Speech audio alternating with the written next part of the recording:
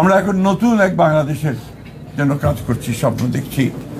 বাংলাদেশের গণতান্ত্রিক আন্দোলনে যে ভূমিকা রেখেছেন এটা নিঃসন্দেহে অত্যন্ত উল্লেখযোগ্য এবং আমার বিশ্বাস যে আগামী যদি কখনো ইতিহাস লেখা হয় গণতন্ত্রের আন্দোলনের সংগ্রামের, সেই সময় আপনাদের যে অবদান সেই অবদান সেখানে লিপিবদ্ধ থাকবে।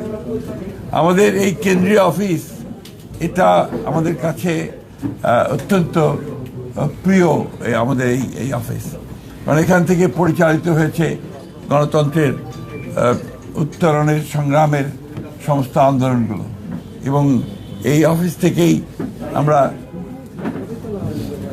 আমাদের নেত্রী দেশনেত্রী বেগম খালেদা জিয়া, যিনি আমাদেরকে ছেড়ে চলে গেছেন, তার নেতৃত্বে তার সভাপতিত্বে আমরা এর অফিসের সামনে বহু সভা করেছি, যেগুলো জনগণকে অনুপ্রাণিত করেছে গণতান্ত্রিক আন্দোলনে ঝাঁপিয়ে পড়ার জন্য। আজকে খুব কষ্টের সঙ্গে আমাদের স্মরণ করতে হয় যে আমাদের সেই মহান নেত্রী, যিনি আমাদের বাংলাদেশের সামগ্রিক গণতান্ত্রিক আন্দোলনে সবচেয়ে বড় ভূমিকা রেখেছেন, নেতৃত্ব দিয়েছেন এবং গণতন্ত্রকে আমরা ফিরে পেয়েছি বারবার। 91 সালে সেই 89-এর গণ আন্দোলনের সময় তিনি নেতৃত্ব দিয়েছেন, 91-তে সরকার গঠন করেছেন, পরবর্তীকালে 96-তে এবং তারও পরের প্রত্যেকটি আন্দোলনে তিনি নেতৃত্ব দিয়ে গণতন্ত্রকে প্রতিষ্ঠা করার জন্য তিনি কাজ করেছেন এবং তাকে সেই জন্যই আমরা বারবার স্মরণ করি এবং আমি যে বিশ্বাস করি যে দেশনেত্রী বেগম খালেদা জিয়া শুধু বাংলাদেশ নয়, আমাদের এই এশিয়া প্যাসিফিক অঞ্চলে গণতন্ত্রকে প্রতিষ্ঠার জন্য যে সমস্ত নেতারা নেতৃত্ব দিয়েছেন তাদের মধ্যে নিঃসন্দেহে অন্যতম। আমরা তার